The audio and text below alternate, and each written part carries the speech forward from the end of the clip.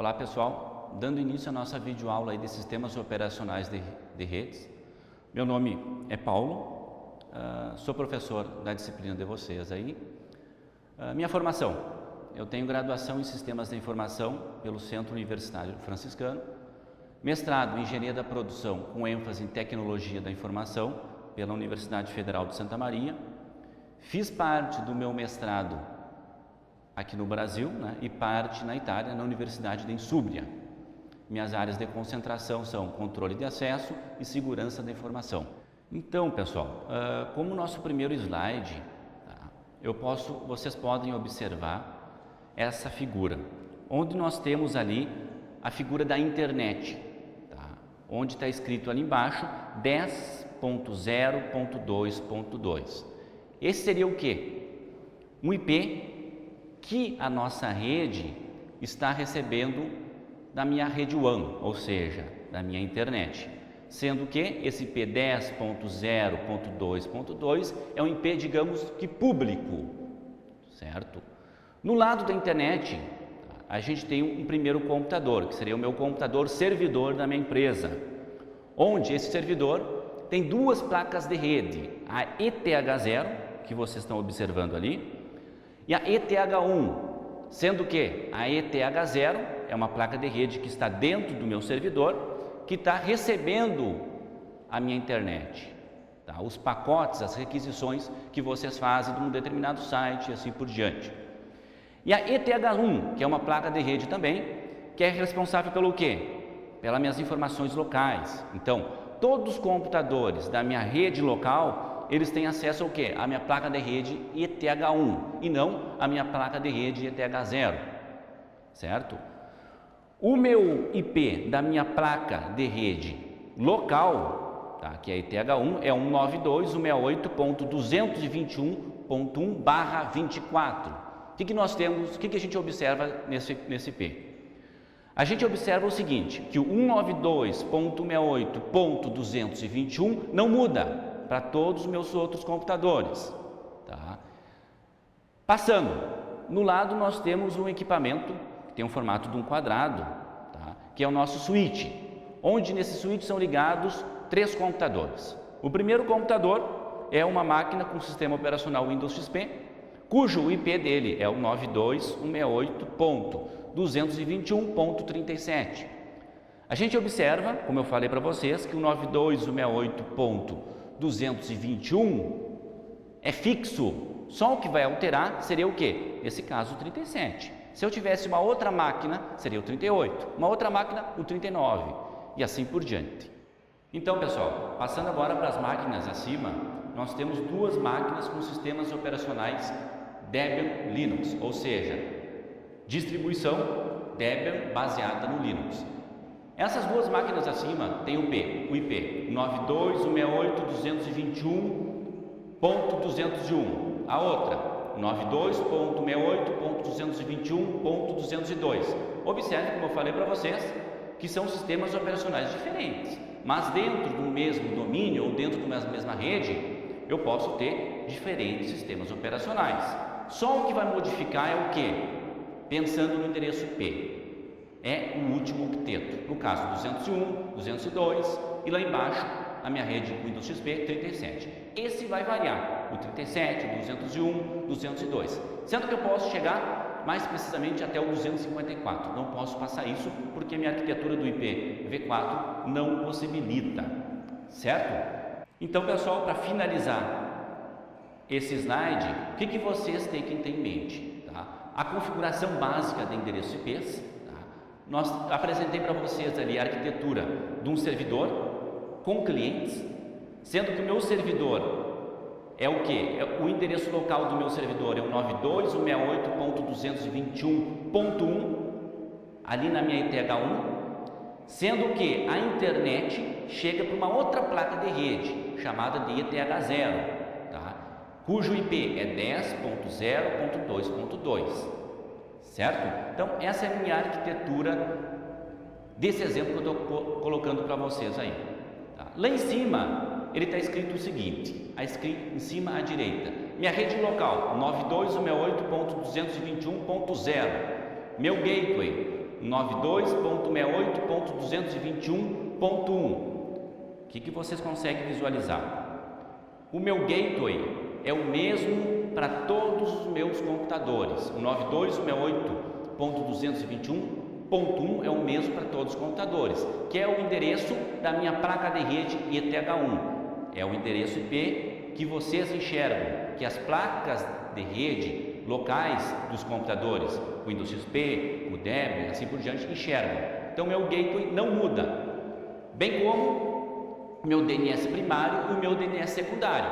Meu DNS primário poderia também ser o mesmo endereço 92.68.221.1, mas poderia ser o quê? O endereço de um outro servidor DNS, que é nesse caso 92.68.221.201, e lá embaixo o 202. Temos que definir o que? Afinal, o que é um servidor? Tá? Qual é que é a ideia que nós temos de um servidor? Para que serve um servidor? Qual é que são os sistemas operacionais que nós instalamos no servidor? Nós temos o que? Basicamente duas plataformas, Linux e o Windows. O Windows, pensando em servidor, nós temos o que? O Windows 2003 Server, o Windows 2012 Server e assim por diante. É baseado o que? Interface gráfica. No outro lado, nós temos o que? Sistemas operacionais de redes, né? Baseado no Linux, como nós podemos ter o Debian, enfim, outras distribuições, Ubuntu e assim por diante. Em um servidor, nós temos vários serviços. Por exemplo, nós temos um DHCP, tá? Nós temos um serviço de DNS, nós temos um controlador de domínio, que eu vou apresentar para vocês qual é que é a ideia de um controlador de domínio, tá? Enfim, nós temos vários serviços rodando dentro do servidor. Nós temos, por exemplo, um serviço que controla a impressão, tá? Todo mundo que quiser imprimir uma determinada impressora, tá? Ele vai ter que solicitar para o meu servidor. E ali eu posso colocar cotas. Por exemplo, o usuário Rodrigo, ele pode imprimir 100 cópias por mês. Tá? O usuário Roberto, 10 cópias por mês. Então, isso são cotas de impressão que eu adiciono dentro do servidor. Dentro do servidor, eu também posso colocar que um determinado usuário, por exemplo, Paulo, ele pode somente acessar o sistema, ele pode se logar usando usuário e senha somente das 8 da manhã às 18 da tarde. E assim por diante. Então, o servidor automatiza bastante a vida de uma empresa, agregando segurança, né, agilidade, entre outros, né? Então, próximo slide, pessoal. Aqui eu coloquei um pouco de conceitos sobre domínio. Então, entre vários conceitos existentes na plataforma Microsoft, com certeza um dos mais importantes é ter uma noção sobre o que significa domínio. Colocando de forma simples, é um grupo de servidores e estações de trabalho que concordam em centralizar os nomes de contas e nomes dos computadores em um banco de dados compartilhado. Qual é que é o principal benefício do domínio? Um domínio vai aonde? Um domínio vai dentro de o quê? De um servidor de rede. Exemplo, Windows 2003 Server, Linux e assim por diante. Para que serve um domínio? Qual é que é a utilidade do domínio? Como o texto está dizendo, o domínio serve para o quê? Centralizar todas as contas do usuário. Agora, por exemplo, com um domínio, eu não vou logar mais localmente. Eu não vou chegar na minha máquina simplesmente se logar local. Eu vou logar aonde? No servidor. Tá? Então, tu logando no servidor, tu vai ter que o quê? Se submeter a todos os aspectos de segurança, rede, cache e assim por diante. Então, mais embaixo eu coloquei para vocês a diferença entre um domínio e um grupo de trabalho. Grupo de trabalho é um termo mais utilizado em redes pequenas, até 15 computadores. A ideia de grupo de trabalho prevalece. Onde eu tenho uma maior quantidade de computadores ou de hosts, eu tenho a necessidade de criar um domínio dentro de um servidor. Tá? Então, grupo de trabalho é destinado para pequenas redes, tá? Onde eu não tenho um grande controle sobre meus usuários. Domínio, sim, eu tenho controle do que? Do que o Paulo está acessando. Que mais? O Paulo vai se submeter às minhas regras do meu domínio de acesso. Ele não vai poder acessar o meu sistema sábado e domingo, só de segunda a sexta-feira, das 8 às 18 horas da tarde, por exemplo. Então, nesse slide, pessoal, coloquei 2 principais serviços presentes em um servidor. DHCP. DHCP, para que serve? Qual é que é a utilidade do DHCP? Um servidor DHCP, o que ele faz? Tu não precisa configurar todos os computadores do teu cliente ou do teu cliente um por um. Vamos pensar que tu tem 20, 30, 40, 100, 200 computadores. Tu não precisa fazer as configurações de rede um por um. Por exemplo, uma máquina 92.168.0.1, segunda máquina 92.168.0.2 e assim por diante.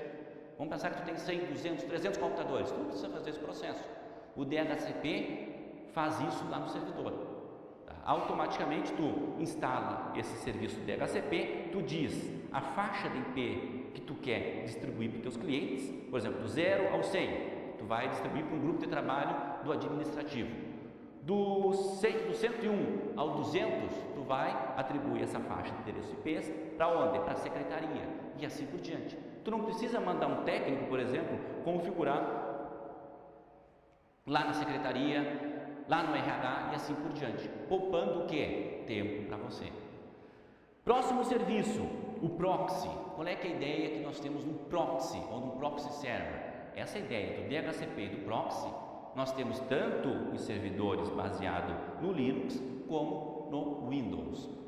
O proxy, no Linux, nós temos uma ferramenta chamada de Squid, que ele serve para agregar um pouco de segurança, eu posso dizer assim para vocês, e o que? Velocidade na tua rede. Como velocidade na rede, meu proxy pode me disponibilizar? Mais ou menos da seguinte forma: ele tem um cache, que seria uma memória dentro desse sistema.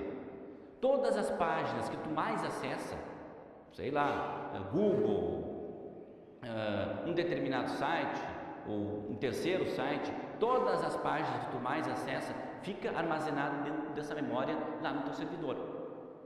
Sendo que as próximas requisições que vierem da tua rede, que tu acessar, ou dos teus clientes internos para a tua rede externa, ele vai ter o que? Já o esqueleto da página dentro do teu servidor, não tendo que buscar toda hora, tá? Toda essa página, só o que mudou. Tá? Então, essas são as duas ideias do DHCP e proxy. DHCP é a atribuição dinâmica de endereços IPs. Te propicia o que? Velocidade, agilidade. Tá? Teu técnico não precisa computador por computador e fazendo a configuração de rede, IP, máscara, gateway, DNS, não precisa. O serviço DHCP faz isso para ti. Proxy, como eu falei para vocês, e tem uma figura ali embaixo, né, que vocês podem observar. Tá? Proxy, qual é que é a ideia? Ele vai me agregar um pouco de segurança, uma segurança o que mais a nível de aplicação. Eu posso, por exemplo, dizer que determinadas páginas eu posso acessar, que determinadas páginas eu não posso acessar, e ele me possibilita também, através do cache, dar maior velocidade na minha rede, armazenando, por exemplo, as páginas mais acessadas. Pessoal, agora só para título de ilustração para vocês, essa tela a gente pode observar algumas regras presentes no arquivo do Squid, tá? Dentro do Linux. Pensando que o que? No Linux, normalmente a configuração de servidores é feito no braço. O que seria no braço? Via linha de comando. Tá? Então, ali eu coloquei para vocês algumas regras, que não vem ao caso a gente se detalhar profundamente nessa nossa videoaula. As nossas 3 primeiras linhas nós temos a palavra ACL, que seria Access Control List, e o nome da minha CL. Tá? Então são controles de acesso. E mais no final, que no caso não aparece nessa nossa ilustração, nós temos o que? A gente vai setar a nossa ACL, por exemplo, que eu falei para vocês, Manager, a gente vai simplesmente possibilitar ou negar, dar um accept ou um deny nessas ACLs. Por exemplo, eu tenho uma ACL lá, Local Net Search com origem 10.0.0/0, tá? Essa é uma ACL chamada de Local Net. Lá embaixo, tu vai simplesmente permitir ou negar essa minha ACL, que é uma regra. Tu vai o que? Liberar o acesso do pessoal da rede 10 proibir ou liberar o acesso a essa rede. Bem como lá embaixo as portas, lá embaixo que eu tenho várias ACLs, que são o quê? São Access Control List, como se fossem políticas. Eu posso liberar acesso a determinadas portas. Por exemplo, se eu proibir ou der um deny ou negar a minha porta 80, o que a minha porta 80 faz?